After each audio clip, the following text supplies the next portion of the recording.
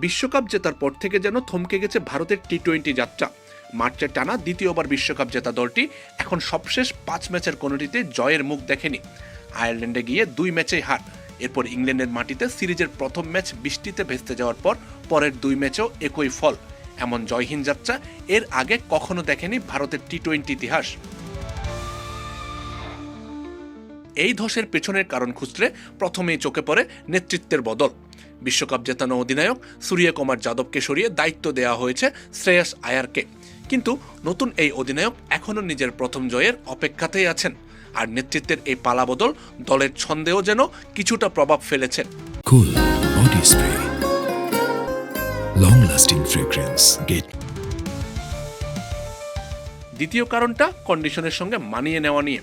ঘরের মাঠে যে দলটা এতদিন প্রতিপক্ষকে একরকম উড়িয়ে দিয়েছে, বিদেশের মাটিতে এসে তারাই যেন খেই হারিয়ে ফেলছে।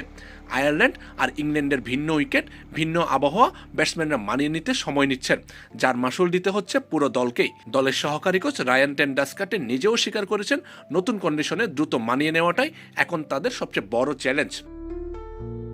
তৃতীয় কারণটা লুকিয়ে আছে ব্যাটিং লাইন আপের গঠনে। বর্তমান একাদশে বাঁহাতি ব্যাটসম্যানের সংখ্যা অনেক বেশি, ডানহাতি বাঁহাতি ব্যাটসম্যানের জুটি প্রায় নেই বললেই চলে। ফলে প্রতিপক্ষের বোলাররা লাইন লেন্থ ঠিক রেখে সহজেই পরিকল্পনা সাজাতে পারছেন, যা কঠিন করে তুলছে ভারতের রানের গতি বাড়ানোর কাজটাও। এসবের সঙ্গে যোগ হয়েছে ক্লান্তির প্রসঙ্গ।